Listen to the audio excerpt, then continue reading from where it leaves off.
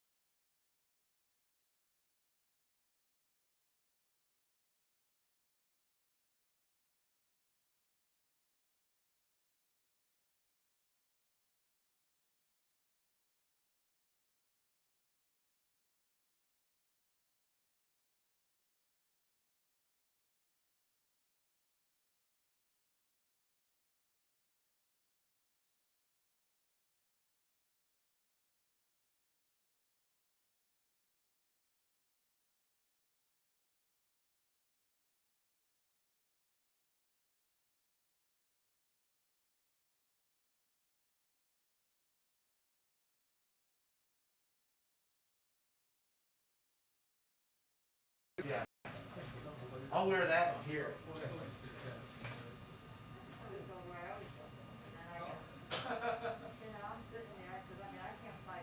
Yeah, so they were telling me $35 for Bishop. Are you kidding? $35? It just opened. And it only seats about 20 people. I mean, I know. that's I can never get my. I love playing there, but the band never wants to play there because they're small. Too small. I mean, my guys always want to play Union Jacks.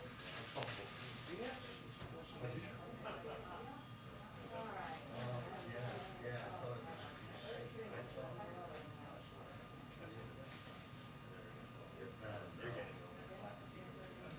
Who's that? Stone. Oh, I'm gonna see them in Las Vegas.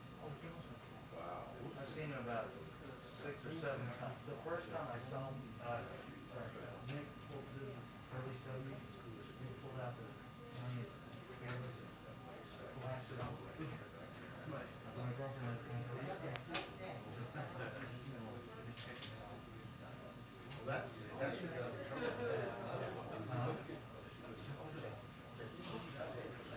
That's what got me in trouble. And that was where, what's his name? I just looked up all the time and someone staring at me and Oh, giving me dirty looks somewhere. And they pissed me off, just everybody off. yeah,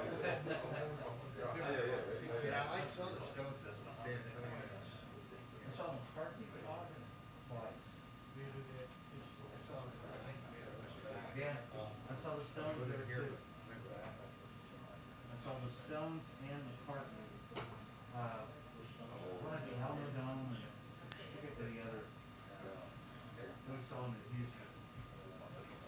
But what was funny is I took, I think we saw him here, 2007, I took, Brennan to see the Who here in town. That was, I'd seen the Who, I haven't, in fact, I was at Cincy when they banned special seating because the people had crushed. We didn't know what would happen. They only opened up 2 doors and 11 people got crushed to death. So I was there for that concert. And so I'd seen the Who a bunch of times, and so I'm sitting in the car with Wyatt or Brennan, and all of a sudden, you know, the general aerodynamic smell of marijuana. I'm going, Jesus, I'm back in my teens. You know, when they're passing joints, you know, like they did this. Well, I got to see the Stones last year, and then like a Labor Day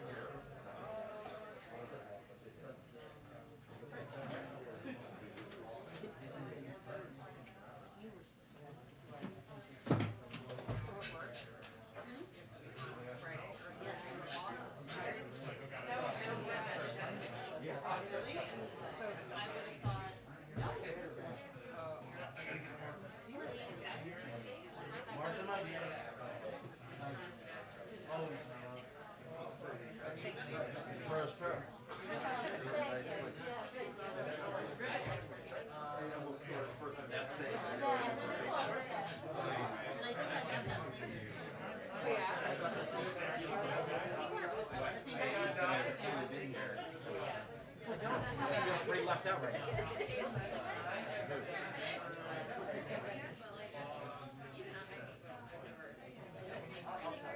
No, no big deal. I didn't want you to freak out. Nothing to freak out.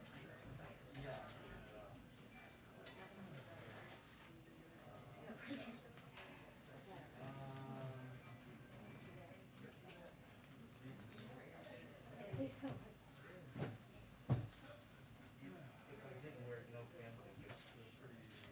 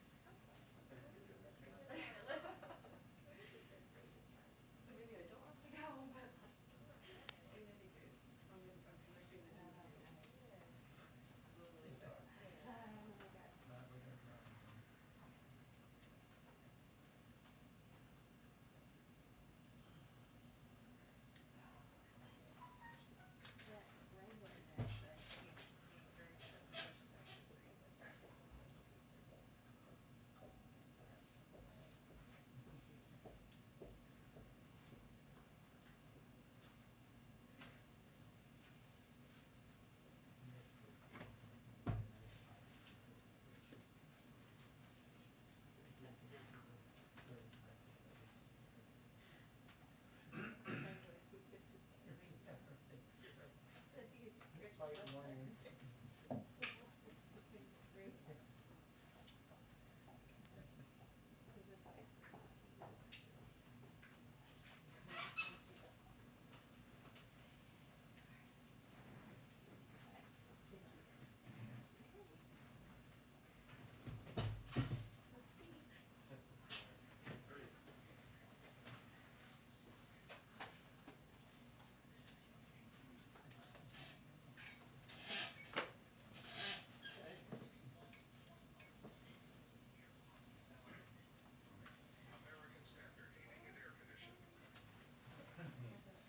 At least you did it before. I'm sorry, get the number for me.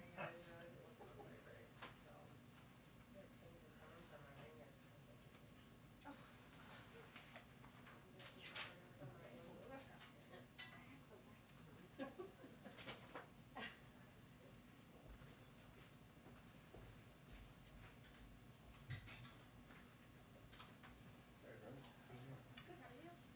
Good. That's okay. I'm working on this little summertime. Somebody else there. Rest of that was not. Who is that? Just want this briefing over.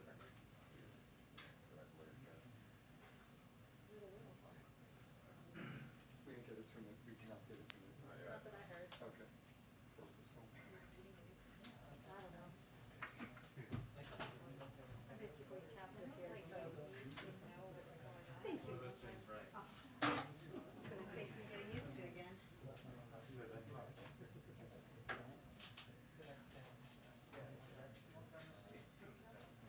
Oh, the one, oh, your house. It's your turn. Trust me, it's worse. Yeah, no.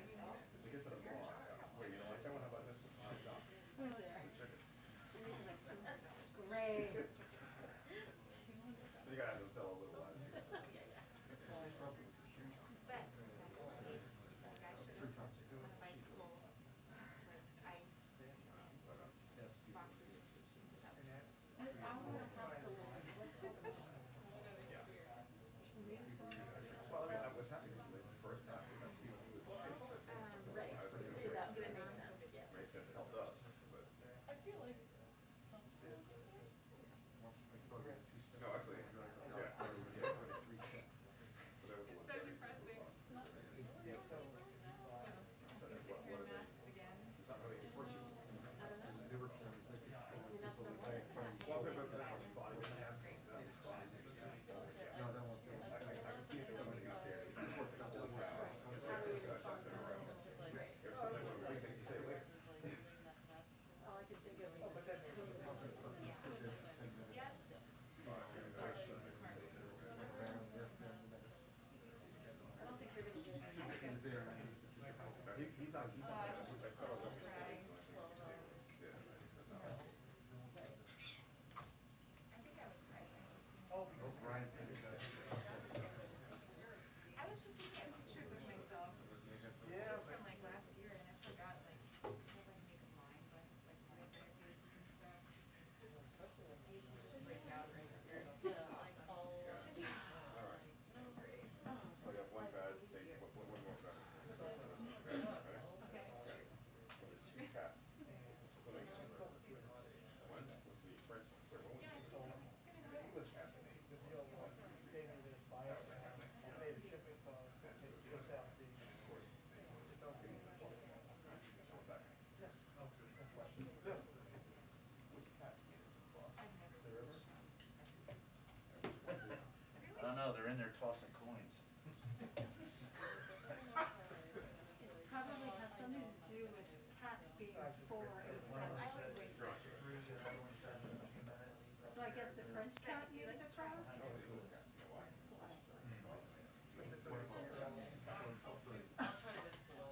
Okay. Like watching my kids trying to tell me who knocked over the baby seal. It's not my fault. That's what I'm saying.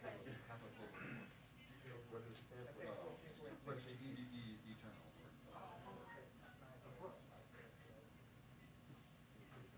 That's why. Gotta know the French for Yeah, that. yeah, yeah, exactly.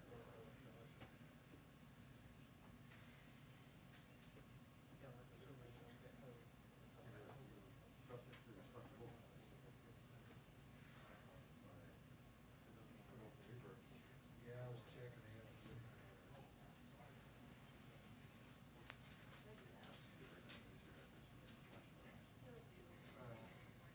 Appreciate the teaching.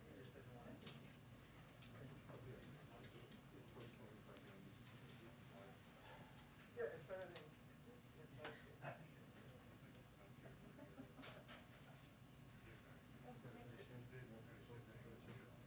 Oh, that was.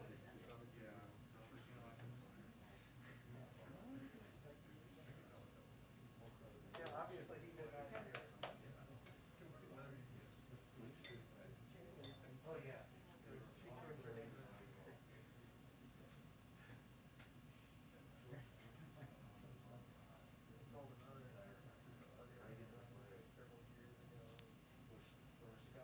Well, it doesn't do this function.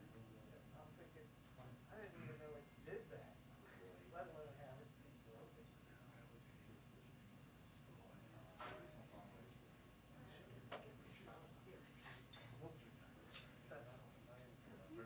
Yeah, yeah, I gotta pay full for it.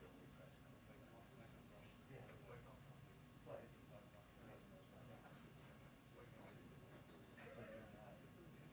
yeah. And yeah, where do you live in California?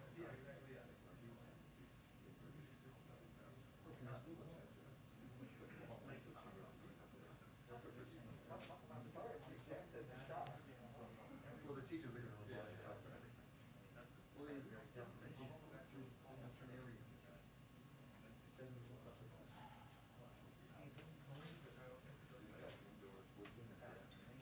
Yeah, it's tough to play. It's really tough.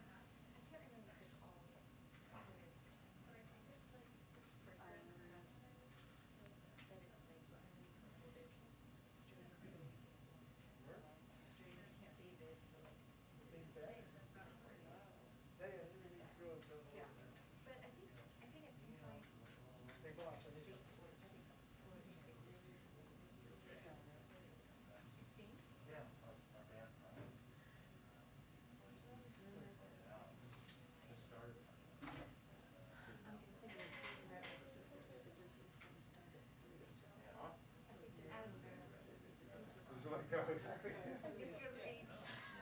Finally came there. That is rough. Yeah, mine did too, yeah. It's not jerks that go on the trip. I'm Candy crushing it. There's some people that.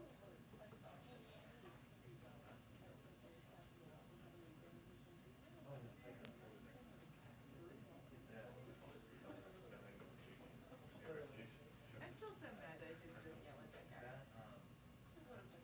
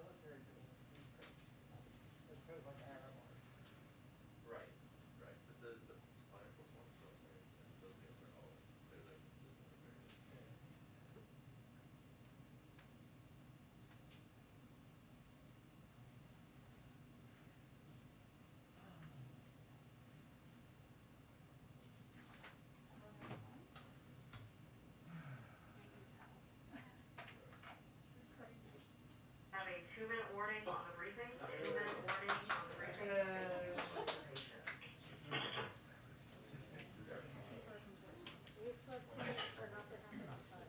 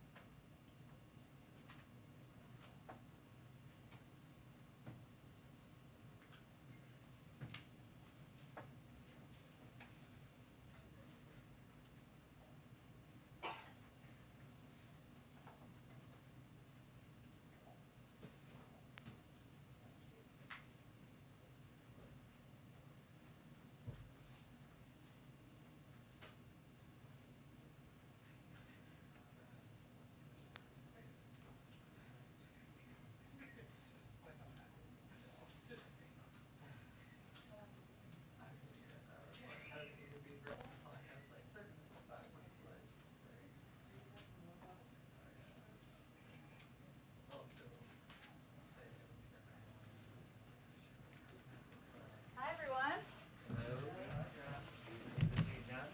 Hello. Hello. Thank you.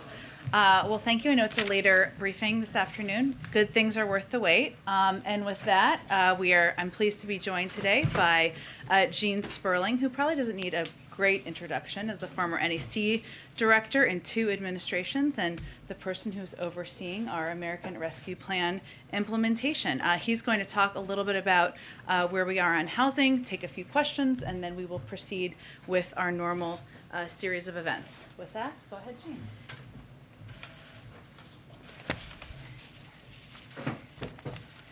Thank you. It's good to be back. Our president so deeply believes that every avoidable eviction of an American family hurt by this pandemic is an avoidable heartbreak and harm to a family's economic security and dignity. And he has worked and instructed us from day one to do everything within our power to prevent unnecessary evictions for those who have been hurt through this pandemic. What I wanted to do today is just give you a little background on the statement that is coming out today that deals with both evictions, our executive actions, and the emergency rental assistance plan for state and local governments. On evictions, the president has long fought for an eviction moratorium. He actually proposed extending eviction moratorium to September 30th when he came into office, and I believe that was not possible due to reconciliation rules, but that was his initial policy position he put forward. He has also supported the CDC extending their eviction moratorium first from January 20th to May 31st, then from May 31st until June 30th. And then even when there was legal questions and legal risk, he supported them extending it through July 31st. Unfortunately, Supreme Court declared on June 29th that the CDC could not grant such an extension without clear and specific congressional authorization. But given the rising urgency of the spread of the Delta variant, the president has asked all of us, including the CDC, to do everything in our power to look for every potential legal authority we can have to prevent evictions. To date, the CDC director and her team have been unable to find legal authority even for a more targeted eviction moratorium that would focus just on counties with higher rates of COVID spread. But again, the president's focus is for us to do everything within our power, or I should say everything within anyone's power to help prevent unnecessary, unavoidable, and painful evictions. One of the things that that he is requesting today is that state and local governments extend or pass eviction moratoriums to cover the next 2 months. Right now, 1 out of 3 renters who are behind in the rent are actually protected beyond the federal eviction moratorium by extended state and local evictions moratoriums. The president is asking that all governors and mayors follow suit and extend moratoriums for for 2 months. 2, this president is asking that his departments that provide mortgage-backed lending extend whatever eviction moratoriums they have the power to extend. So that covers USDA and VA and HUD. 3rd, we have already announced that those with federally backed mortgages may not evict without 30 days of notice. But today, the president is going further in a statement Friday and by the cabinet members and in his instruction today. He is asking that USDA, VA, and HUD and the Treasury Department as well make clear that those who benefit from government-backed mortgages or even tax relief related to housing should not seek evictions without first seeking the emergency rental assistance funding that allows, that makes landlords completely whole, that can pay up to 18 months of forward and back rent and utilities, that we want anybody who's got a government-backed mortgage to seek that type of relief. Finally, as the congressional leadership discussed and asked, we are going to do an all-agency review to make sure that we understand any potential reason why state and local governments are not getting funds out, and making sure that we are using all authorities, whatever federal authority that we have, to prevent evictions. On the state and local relief, as you know, there was $25 billion in initial emergency rental assistance. Again, this is the rental assistance that can make landlords completely whole and also keep families safely housed. It is a win-win solution. Unfortunately, on January 19th, the Trump administration left by putting in place a completely unworkable, high documentation guidelines that would have never worked. So immediately, Treasury cleared up those guidelines and got the remaining funds out. After that, the president, as part of the American Rescue Plan, added another $21.5 billion of emergency rental assistance. Now, we have stressed, and the president has continued to stress, that state and local governments must do more, all of them, to accelerate the funding to these renters and landlords, particularly as we face the end of the eviction moratorium and the rise of the Delta variant. Now, we recognize this is not an easy task. We as a country have never had a national infrastructure or national policy for preventing avoidable evictions. Matthew Desmond, many of you know, the author of Evictions, has estimated that 3.6 million evictions are filed every year in non-pandemic years, and often for amounts as little as $500 or $600 of back rent. So we realize that state and local governments are often being asked to set up some programs from scratch. But we have listened to their concerns. We have listened to the concerns of others in the housing community, and we have responded.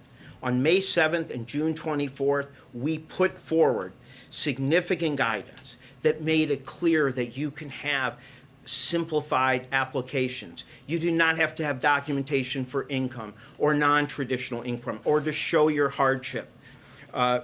We put out things that allowed you to pay landlords in bulk payments or utilities for many tenants, and that you could use the funds not only to keep people in their homes, but to make sure that you could help people find new housing or help those homeless or at risk of being homeless.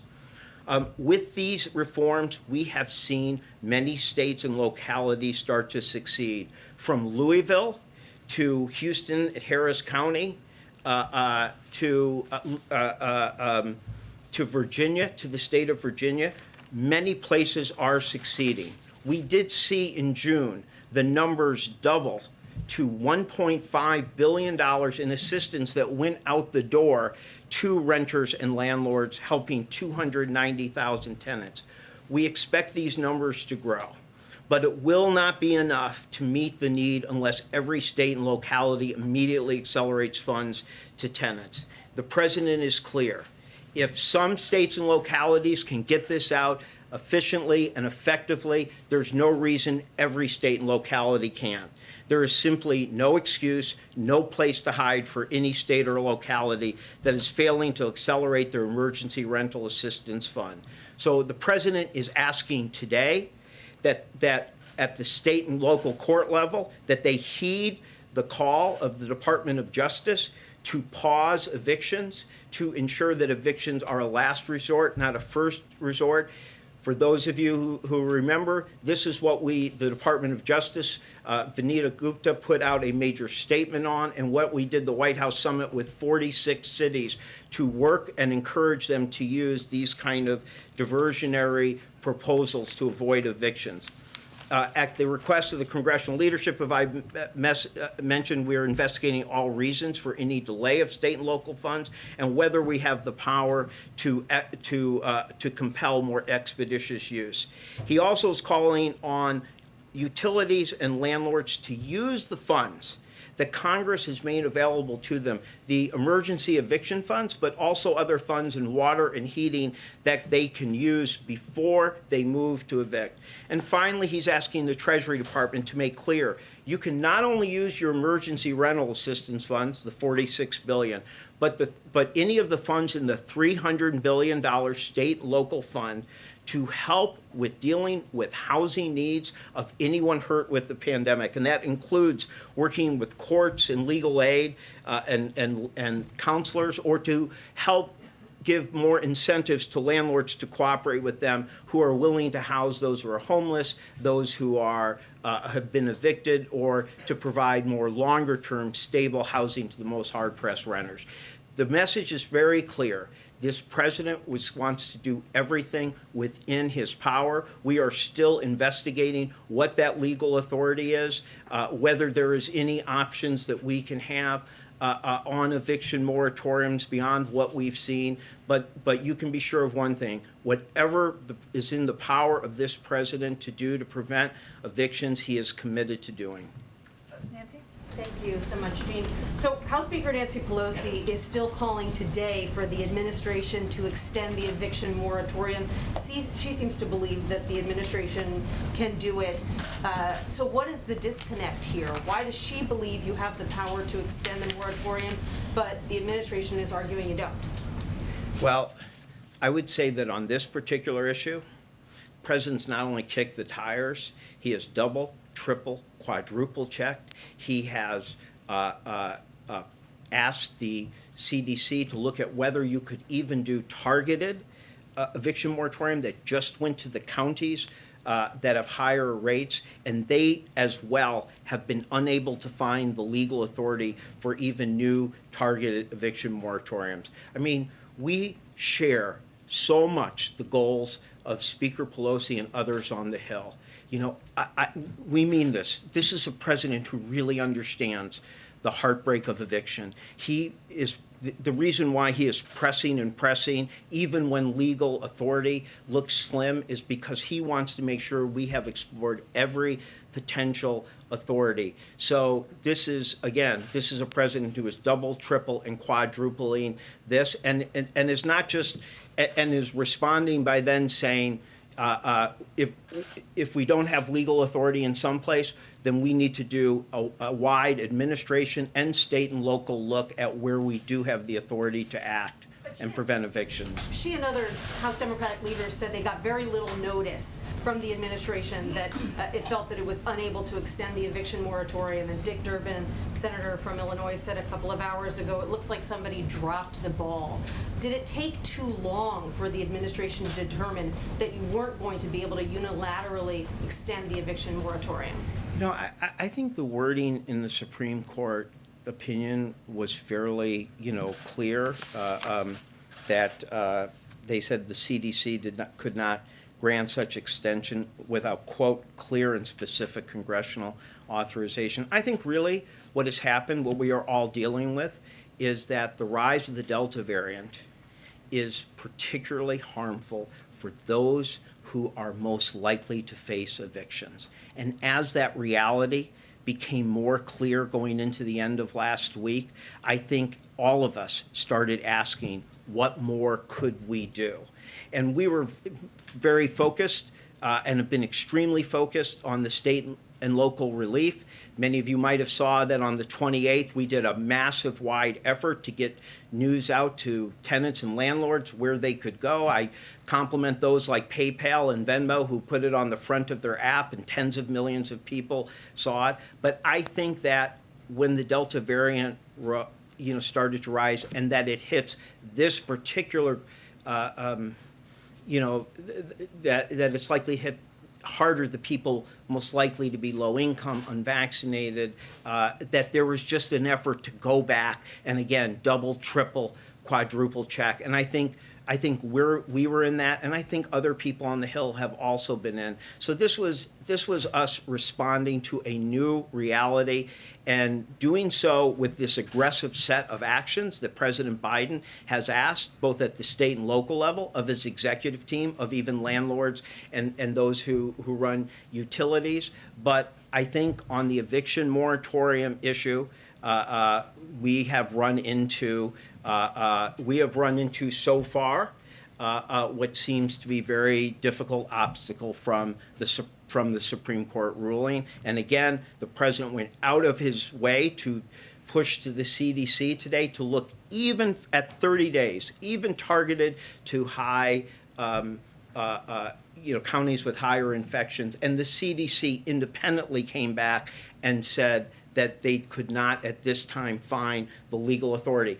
I don't think this means this president's going to give up. I think he's going to keep looking and pushing and kicking the tires and fifth, sixth looks, but we're going to do everything we can. But is there any, Thank is you there very any much, contention or Thank you very indication? much. Thank you very much, Mr. Sperling.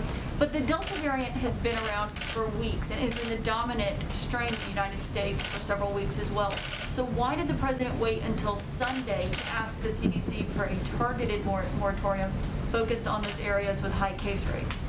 I think what you're seeing is a president who's just trying to do everything that he can in his power, and part of that is also going back to places where he has heard initially that we do not have legal authority, and he's saying this is so important, I want to double and triple check. I want to ask the CDC independently if they share that same reading of the Supreme Court's view, and I think he's going to continue to look. So I think this just reflects a continuation of a president who is looking at every possible authority we can do. And to be honest, when he is told there is not authority, his response is, because he cares so deeply, is to double, triple, quadruple check. And that's exactly what him going to the CDC represented. I just Is there think any the question from indication- progressive, even progressive Democrats, is that you got this ruling from the Supreme Court at the end of June, so why did it take so long to call on Congress to act if it is so important to him? Why did it take so long to go to the CDC for this 30-day moratorium that he was seeking? Well, again, I think that the fact that the Supreme Court had ruled that way, I mean, remember, knowing we face some legal risk, supported extending the moratorium to July 31st. The Supreme Court chose not to strike that down, but the ruling said very, very clearly that that was because it was rolling off on July 31st, and that extensions would require congressional authorization. That is clear. Those wordings are nothing special for us. They're something anybody here, can read.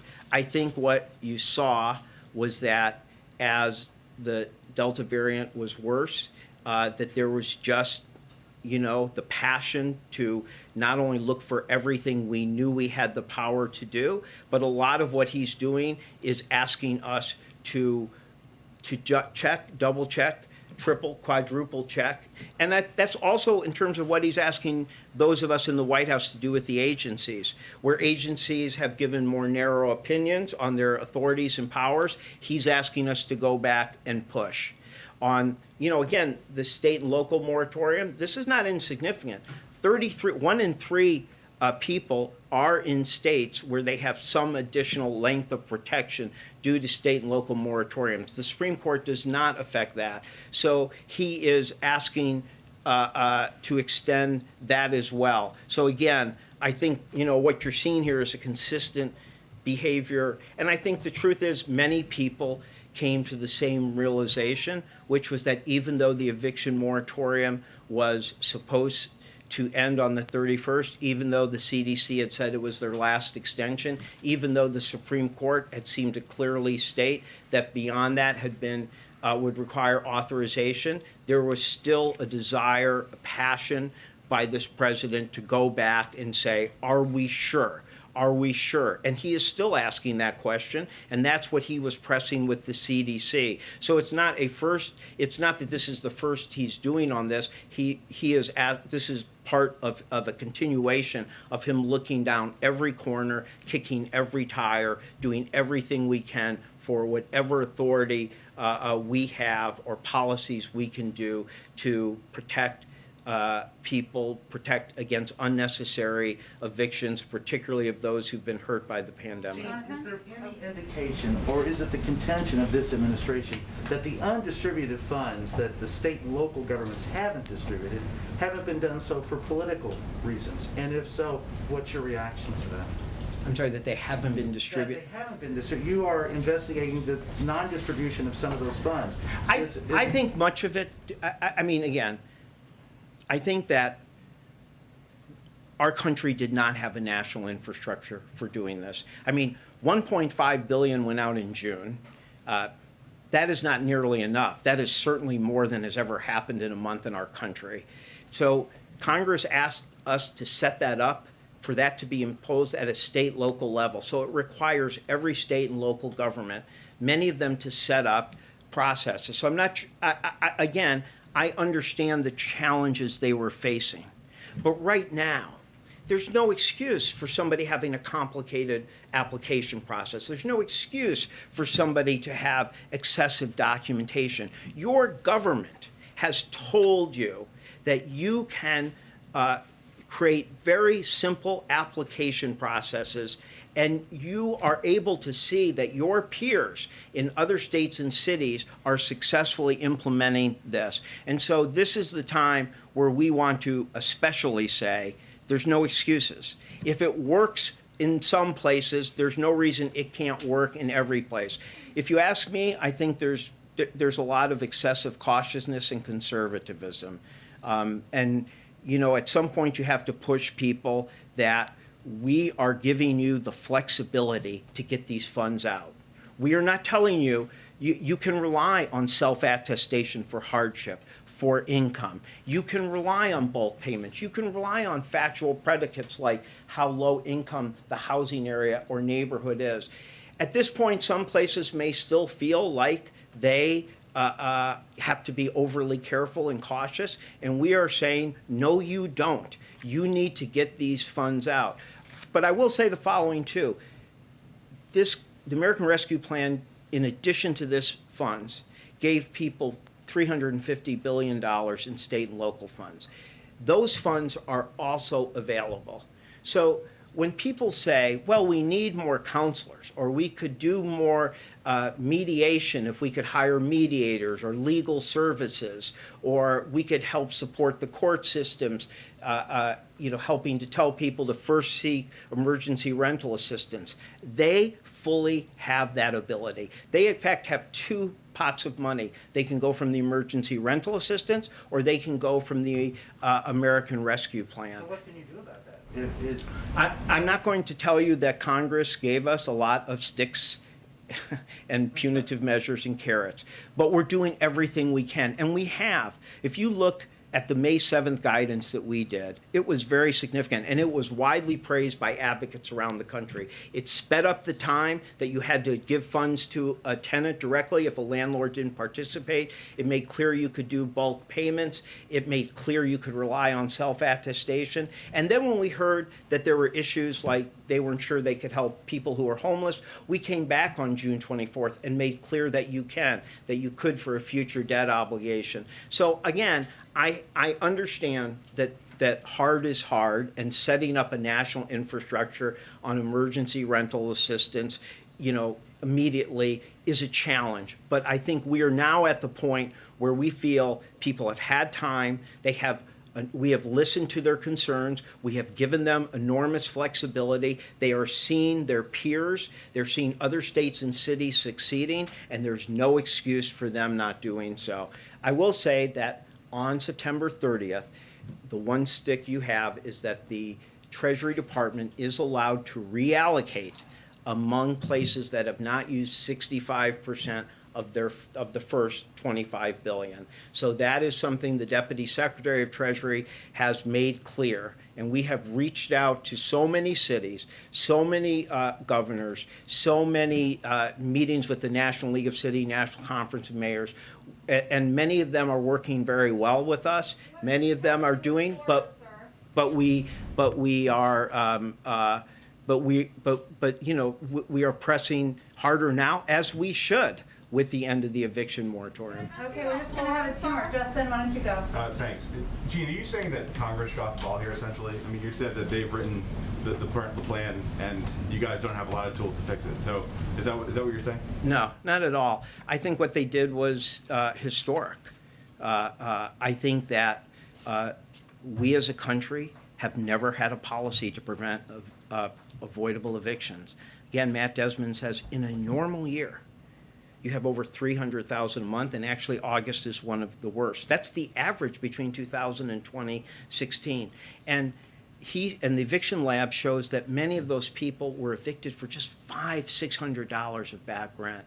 So I think the idea that Congress pushed for us to create a national infrastructure that we could get this out and to put the amount of money in there that could help make landlords whole. Remember, the thing about the emergency rental assistance that's so important is that it helps struggling landlords and struggling tenants. It can pay up to 18-month forward or backwards of back rent or back utilities. So it is a way to make a landlord who is struggling whole while also keeping that tenant and their family safe and secure. I'm just expressing the reality of the fact that we do whatever we can with the tools we have. And we have found that the guidance has worked. Listening to people, making clear you could use self-attestation, making clear you could have low documentation. It has worked in many places. Again, I mentioned Louisville, Harris County, Virginia. That's just a small sample of the places it's working. So we think what Congress did was historic, and we think it has the potential to help enormously. And look, people shouldn't think that this is hopeless. Yes, people do reports of 6 million being behind, but when you look at the Pulse survey and the Philadelphia Federal Reserve, they're talking about a little less than 2 million really being a threat. We helped nearly 300,000. If we can get those numbers up, imagine if you were at 500,000. That meant you could be helping 1.5 million over a few month period. So if states and local governments rise to this great resources that this Congress wisely gave to them, there is every reason to believe that they could have a substantial effect in mitigating these evictions. And that's why we're pressing so hard, and that's why we're going to look for every bit of authority or persuasion or guidance that we can make. I'm just saying that the reality is there's not like a punitive stick. That doesn't mean that there was anything wrong with what I think is really a historic element of the American Rescue Plan that I think could not only be helpful now, but going forward in preventing unnecessary evictions that we know have often heartbreaking and longer-term impacts on families and their economic and health stability. I'm just gonna go to Yamiche, we gotta wrap it up after that, but so we go to the farther back. Go ahead. Thanks so much for taking my question, and thanks Sure. for adding one more. I guess my question is, it's two-part. One, why not force the Supreme Court to make this decision? And two, is that decision not to actually go to the Supreme Court and force them to strike it down? Does it have anything to do with fears that the Supreme Court might strike down the administration's broad use of public health laws for other policies? You know, I do not I believe that people have been examining whether there is legal authority to go forward, period, whether there's legally available option.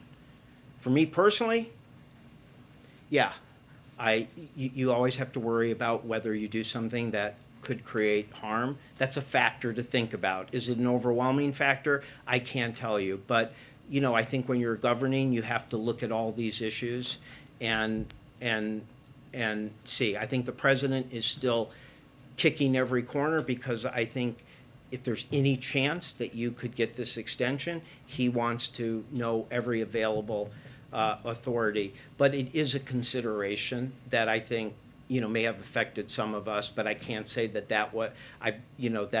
I think within our legal counsel and the CDC, I think they have spoken mostly about simply whether there is that legal authority to go forward. But again, I want to make clear, you've seen this president is continuing to double, triple, quadruple check on those issues, and to ask all of us to look in every corner and kick every tire and double, triple, quadruple check if there's any possible way that we can forward. What might be the things that you're worried about the Supreme Court striking down? What unnecessary, what maybe unintended consequences? You're trying to get me in trouble with Dana Remus? Are you like trying to make me persona non gratis with our general White House counsel? I'll pass. Is it 2 million people though? Is that the number that this White House believes could end up losing their homes as a result of this? I am saying that those who are those are people. Those are the estimates for 1.4 to 1.9 are people who fear that they could be at a deeper level. A significant percentage of them are in states where there's eviction. The moratorium is increased. We have lots of indications that the kind of diversionary policies that we are doing is helping. And also, remember, we're at almost 300,000. If we're up to 400,000 or 500,000, then you could be talking about helping well over 1 million people in a few month period. But how many people? But what I'm trying to say is that what I was trying to say is that we are pushing hard because we do believe that if state and local governments were to accelerate, if all of them were to do as well as the best performers are, what I'm trying to say is that it could make a sizable impact on mitigation because those type of numbers over a few month period, you could have a substantial impact. That said, not everyone. But what's the number that America should brace for? How many people does this White House believe could lose their home because of this? I do not have an estimate. What I was trying to discourage against was the use of just the largest. I mean, sometimes people are just using what is the percentage of 45 billion or what is the percentage of everybody who says they didn't back pay, and it can make it seem like it can understate the degree of progress. If you feel like being able to help several 100,000 a month over a few months, it could matter a lot. And if we could get all the states and local governments, I'm saying that you could make a sizable impact. Millions. What's Do you that? foresee millions of people losing their homes? No. Okay, Gene, thank you very much. He's available, he works here, so he No. has to help us out I more. No, I don't. I just was identifying what the more targeted estimates are of the people who say in surveys that they feel at some point, not just, at some point, and that's why I'm saying that's why the assistance is so important, because you could hit a sizable impact of people who could be at risk each month if everybody was operating. Could be a meaningful number, though, every eviction is a heartbreaking, so I don't want to play down those who could still face it, but just to stress that the state and local governments accelerating. We're 290,000. If it keeps getting larger and larger every month and sustains for several months, that it could have a sizable impact. Thank you. Thank you, Jean. Thank you. As a native though, it's Louisville, not Louisville. Okay. Just the team that beat Michigan in the finals. Learning new things every day. Okay. Couple things for you all at the top. In addition, today the Department of Education released their return to school roadmap of great interest to many parents, students, educators, and communities across the country. It outlines the community resources and support they need for a safe and healthy school year this fall. Thanks to the American Rescue Plan, every school has the resources they need to ensure every student can learn in person, which is absolutely remains our objective. The roadmap addresses 3 landmarks and provides strategies and resources to get communities there, including health and safety, vaccinations for Americans 12 and older, and indoor masking, social, emotional, and mental health support for students, and accelerating academic achievement. The president has been clear that it is a top priority to have children in school in person full-time this fall, and he has secured the resources to help ensure we can do that safely. I'll also note that I've invited Secretary Cardona to come join us in the briefing room this week, so we're working to schedule that as well to give you all a briefing and an update. I also wanted to note that with Congress on recess for most of August, we are launching a huge push throughout the month to promote President Biden's Build Back Better agenda and highlight the success of the president's first 6 months in office, especially in delivering economic relief to the American people, creating a record number of jobs for an administration's first 5 months, and spurring on the fastest economic growth during the first half of the year in almost 4 decades. In addition to a regular cadence of White House messaging to support the Build Back Better agenda, key principals, including the Vice President, the First Lady, the Second Gentleman, will fan out to hold events in communities across the country, touting the President's Build Back Better plan to drive more economic growth and invest in America's middle-class families by cutting taxes for families with children, lowering health care costs, and meeting the moment on climate change. The President will also promote his agenda throughout the month. They'll be joined in that effort by the Cabinet, which will be stumping in every corner of the country on the importance of passing both the bipartisan infrastructure bill, can we call it the BIB now? I'm going to try, and the Build Back Better agenda to invest in our economy's strength, make life better for all families, and confront the existential challenge of climate change. As part of that, in the first 2 weeks of August alone, 14 cabinet secretaries will travel to at least 26 cities in 13 states and the District of Columbia, with additional events being added. As just one example, Secretaries Walsh and Raimondo will be heading to New York City this Wednesday to highlight the broad support from both labor and business community for the president's economic vision. With that, Jonathan, kick us off. Thank you. First, one follow-up to the evictions thing and then moving on to foreign Sure. policy. Quickly on this, from the briefing we just received, it seems like the White House does not want to challenge this in court. But lawmakers, Democratic lawmakers who are unhappy with the response so far are basically saying, and I'm paraphrasing, don't let Brett Kavanaugh stand in the way of this. Why not take executive action now to direct the CDC and deal with the court later on? Well, I think what you should have taken from the statement that was put out right before the briefing, and also Jean joining us in the briefing today, is that the president has not given up the option of legal action. He has asked his team to look to kick the tires, just to keep the analogy going, and look at every authority, every option we have to keep more people in their homes. That is his objective. At the same time, he's also focused on the policy options that are at play, whether it's encouraging states to use funding, to get the funding out, to extend the moratorium by 30 days, 60 days in some states that can keep people in their homes, and to see what other policy options we have at our disposal. So we are using every tool we can. We are still kicking looking at legal authorities to see what is possible, but he's not going to take a step without legal authority to do so. How much more time is he going to kick the tires? Well, it's clearly a priority to the president, given the extensive statement we put out this afternoon. He was laser focused on this all weekend, I can confirm for you, and has been from the beginning of the administration. I mean, as a reminder, I know Jean touched on this, but he wanted to see an extension in January in the American Rescue Plan. It obviously wasn't in there. The CDC extended the moratorium not once, but 3 times. We made clear when we did the last extension that that would likely be the last extension because of the legal limitations. But, he's going to keep pushing to see what the options are available to him and if there are any additional options available. And then the foreign policy matter. Now the United States, per the Secretary of State's statement yesterday, agrees with Israel and the UK that Iran was behind the attack against the ship. Would the U.S. support an Israeli retaliatory strike on Iran? And how does this matter impact at all the U.S. position in the indirect nuclear talks if they restart? Well, as a sovereign country, Israel is going to make their own decisions. But I will say that as it relates to our own engagement in nuclear talks, which we, of course, do have authorities over or do have decisions to make there, our view is that every single challenge and threat we face from Iran would be made more pronounced and dangerous by an unconstrained nuclear program.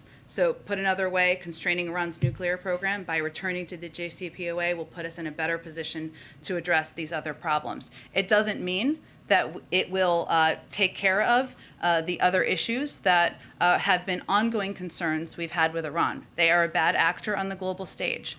They have threatened our own military, as we all know. But we continue to believe that pursuing a diplomatic path forward, that pursuing an opportunity to make sure we have greater visibility and into what their nuclear capabilities are is in our national interest. Go ahead. Hey, just quickly, on Friday, the president was asked whether Americans should expect more guidelines coming out because of COVID, because of the Delta variant, and he said, in all probability. So what's on the table? I'm not, obviously, the president is keeping the option open of making sure that that the CDC and our public health officials can make recommendations on what's needed to keep the American people safe. I'm not in a position to preview that or to get ahead of any decisions they may make. What I can reiterate, though, is, and you heard Dr. Fauci and Dr. Collins reiterate this weekend, we've been clear we're not going back to the shutdowns of March of 2020. We are not going back to the economy shutting down. We've made too much progress. Too many people are vaccinated. There's been too much progress on the economic front. But again, he has said from the beginning that we are going to be guided by the science, guided by our public health experts, and we're not going to take options off the table of what they may recommend. And then just on Israel, but different topic, the NIH director says he doesn't see a need for booster shots if we're seeing this model out of Israel, suggesting that boosters are beneficial. So is Israel ahead of the curve on this one? Well, if you're referring to the Israel data from a couple of weeks ago, is that the data? Mm-hmm. Which was not fully extensive and fully published at the time. I'm not sure if there have been additional details since then. Our health experts continue to look at whether there would be a need for boosters. I would remind you, too, we have, from the beginning, planned for a range of contingencies as we have purchased supply of vaccines, just in case there are boosters needed. There hasn't been a decision made by our public health experts that it is needed even for a portion of the population. If that decision is needed, we will be prepared as a government.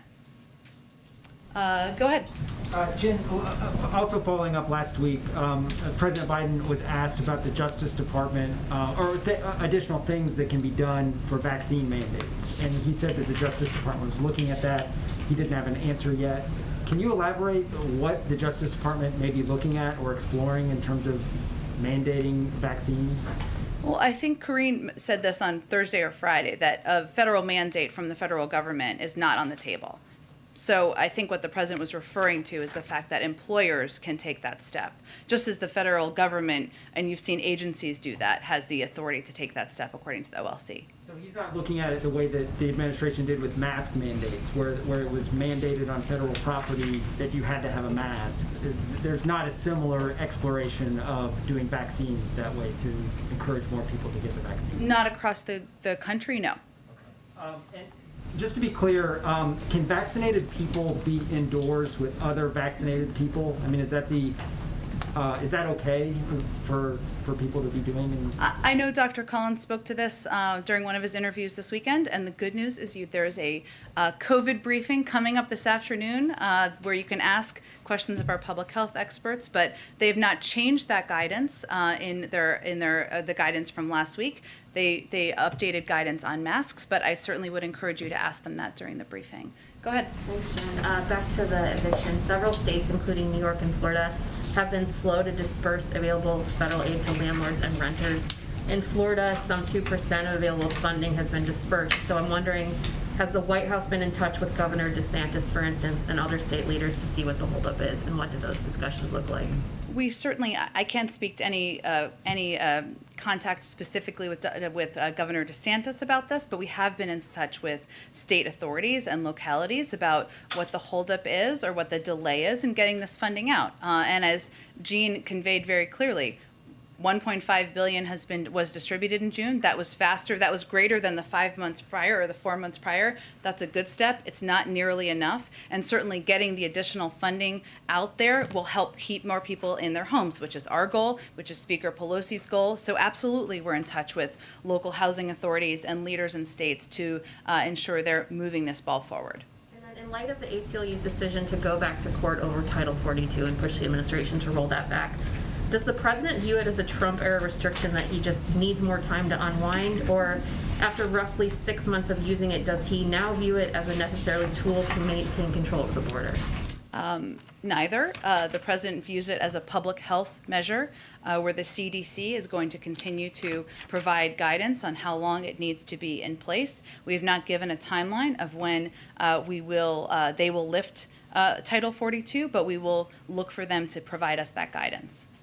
Go ahead. And about public health at the border, is the president concerned that migrants who are coming in great numbers are not being tested for COVID at their first point of contact with Border Patrol?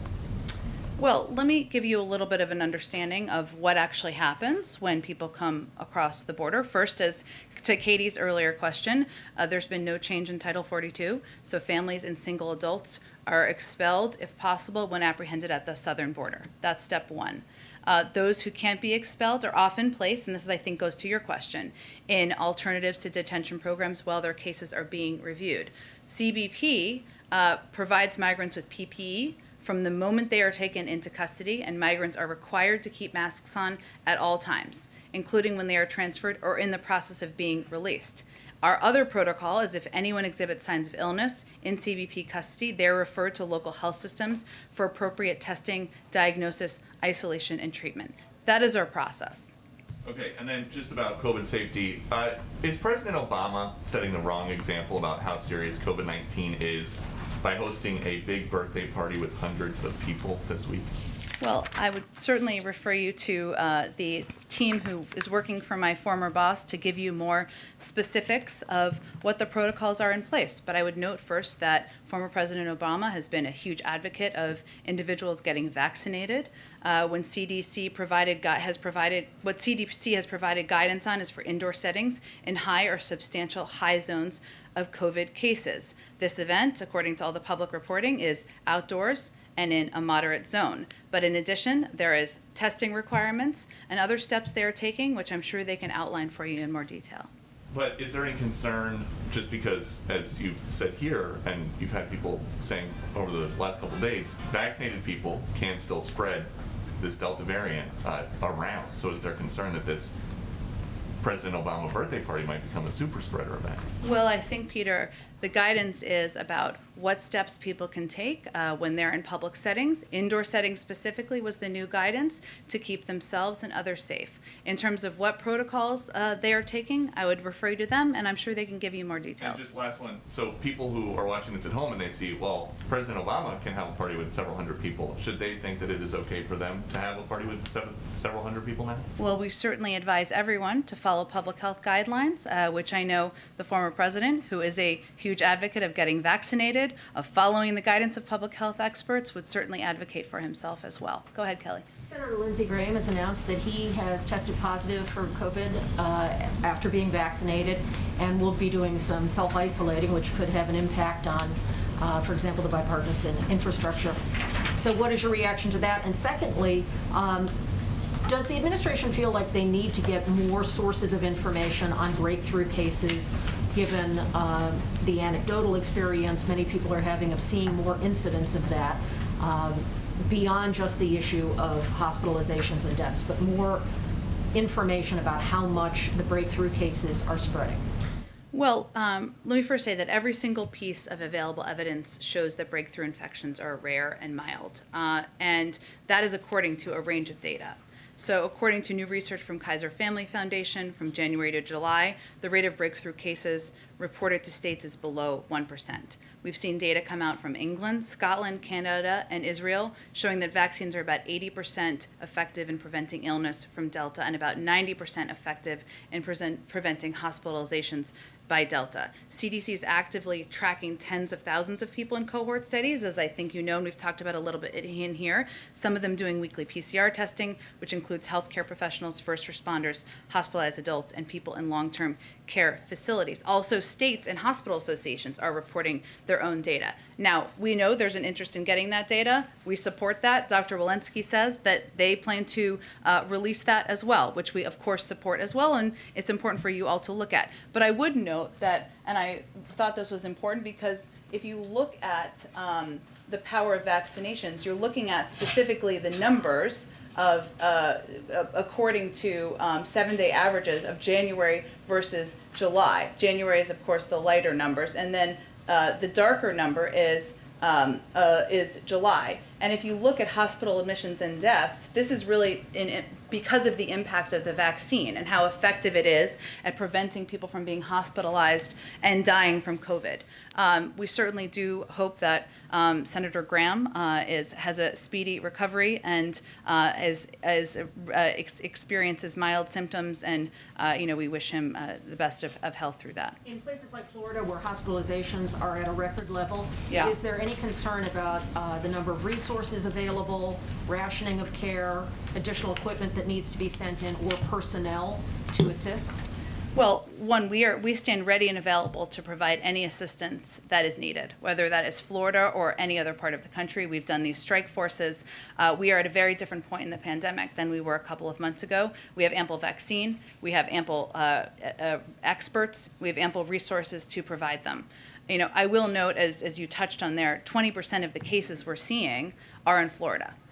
There are steps and precautions that can be taken, including encouraging people to get vaccinated, encouraging people to wear masks, including allowing schools to mandate masks and allowing kids to wear masks, which is not the current state of play in Florida. So, at a certain point, leaders are going to have to choose whether they're going to follow public health guidelines or whether they're going to follow politics, and we certainly encourage all governors to follow the public health guidelines. Go ahead.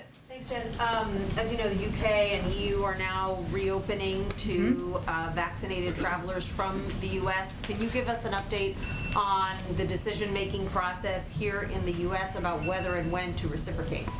Certainly understand the question. I know there's a lot of people out there who are eager to see loved ones, to travel, to return to flights between our country and many countries in Europe. I don't have an update. There's ongoing discussions on a policy level with public health officials. As you know, we have these ongoing working groups, but I don't have an update on the timeline of a decision. And then the HHS Inspector General announced today that they are opening an investigation into this large tent camp at Fort Bliss that houses migrant children because of reports that kids were having panic attacks and exhibiting self-harm. I'm wondering, have any changes been made already to address some of those concerns, and how big of a concern has this been for HHS and the White House?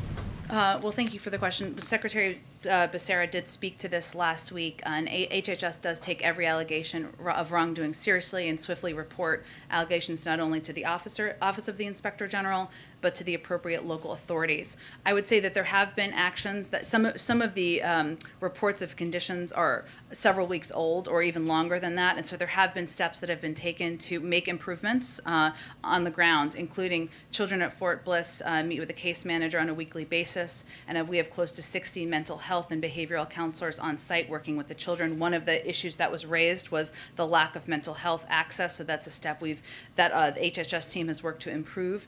More than 1,000 staff at the ORR at Fort Bliss have received required training, including child best welfare practices, behavior management, trauma-informed care, cultural competence, and reporting. Training is ongoing as well, and this is certainly an issue we take quite seriously. These reports were made directly to the Office of the Inspector Inspector General, and improvements have been made. More new. We're told you have a hard out soon, maybe like 2 more. Okay, go ahead. Thank you, Jen. A couple of quick questions. One on vaccine misinformation. Since President Biden and Surgeon General, have spoken about the issue, you've spoken about it as well. Has the White House seen the companies, specifically Facebook and the other social media companies, take any steps to address vaccine misinformation? Any notable changes that you have seen? It's a really great question. I will have to talk to our team and see if there's any specific notes of improvement that we can call out. I'm happy to do that or connect you with them directly. So the reason I ask is obviously because we're seeing this increase in vaccinations again, and that seems to be tied to the number of cases going up. But we're just sort of wondering if there is anything that we can tie back to maybe some of the misinformation campaigns being maintained. Well, look, I think that it's hard to draw a connection to one specific step in any local community. But there's no question, you see this anecdotally through a lot of your reporting, which is where people see their neighbor got a vaccine, their friends got a vaccine, and they're okay. And on the flip side of it, they had a friend or a neighbor who was hospitalized, and it made them go and get a vaccine. So certainly, it's an ongoing battle against misinformation. It's not just on Facebook, though that is a mechanism for misinformation traveling, no question. It is through a range of mediums. We all have a responsibility, but we are certainly seeing in the states where there are higher case rates, we've seen record rates of, I should say, very encouraging rates of vaccination, and that can be because of a number of factors. Go ahead. Sorry, I just had one more on voting rights quickly. Sure. There are 100 state legislators who are converging in D.C. today from over 20 states. They're going to be meeting with Texas Democrats. We did see the Vice President meet with Texas Democrats earlier. I just was curious if the President and the Vice President plan to meet with these lawmakers and if they have any message for them. Well, first I would say the President and Vice President, the message to them is we stand with you and believe that voting rights are a fundamental right for the American people across the country, and the President would love to sign voting rights legislation into law. This will continue to be a fight of his presidency, and that's why he's asked the Vice President to lead this effort. Go ahead. Two quick ones for you. The U.S. has now hit the President's July 4th goal to get 70% of American adults with 1 shot. What is his reaction to that goal being met a month late? Well, it was a goal that he set. We set as an administration because we believe in bold, ambitious goals. I would say it's a significant step that we have hit 70% of people in this country, of adults who are vaccinated. That's a good sign. It will help protect communities. It will help protect families and save more lives. But we've said from the beginning, even when we set this goal, our work would not be done, even when we reached it. And so we're forging ahead. And I want to follow up on something from Friday, which is that was said on Friday. Agencies are going to be paying the cost of testing for workers who choose not to get vaccinated. Does that mean taxpayers are going to be paying for the test of federal workers who choose not to get vaccinated? I'm sure I can check with each agency. It may be different agency to agency, but it's typically would be a part of their funding. But I can check and see if there's more clarification on that front. I know we have to wrap, but Mona, I know you came in and came out, so why don't you end us off here? Appreciate it, Jen. A couple of things. I want to follow up. I was asking the President on Friday before his departure, why hasn't he, I have an inkling, but for the American people, why hasn't he signed an executive order on the VRA? That's the one thing. And then to follow up on the eviction moratorium for context, there, of course, you probably know there is landlord state, renter state type of situations. And so in the state of Florida, it is a landlord state, meaning the law favors landlords. Some of my research has indicated that renters are having a difficult time in a general sense, and now that they have these tools that they can take advantage of from the government, they are facing more stress and a lack of cooperation from these landlords. I've gotten a lot of that over this past week. I have been following this since a month or so ago, reporting on this weekly. And what I'm hearing more and more is that people are afraid that they're just not going to get the support because of that lack of cooperation. And I know it's been addressed, but what do you think we can do, or the government can do even further to make sure that these states and local municipalities are cooperating? Well, Mona, I think one thing that's really important is to make sure that communities understand best practices and that they know how to get this funding out. As Jean touched on, there's unfortunately a dispersed system across the country on how to distribute this funding to renters. It's not just, the issues in the housing market or keeping renters in their homes is not a new issue. It's one that has existed for quite some time, as it sounds like you know well. So one of the things we've done is we've hosted these 2 summits with 46 of the cities with most tenants at risk to help jurisdictions set up these new eviction prevention programs. And certainly we want to provide renters with the understanding of what their rights are in this regard, that this funding can go out until 2025, that this funding is something that the federal government has advocated for because we want people to stay in their homes. There's no question there's more work to be done, but the president advocated for this because he wants to make sure more people can stay in their homes. And you were acting about just principally, people want to know if the president can sign an executive order for transgender rights, for example, why can't he find the same power, does he have the same power to sign an executive order for the VRA? Well, the Voting Rights Act. Yes, first of all, I would say that in order to make change permanent, you need legislation and you need laws passed. And the president is looking forward to and eager to sign voting rights legislation into law. There have been ongoing discussions, many of you have reported on, and he's going to keep at it.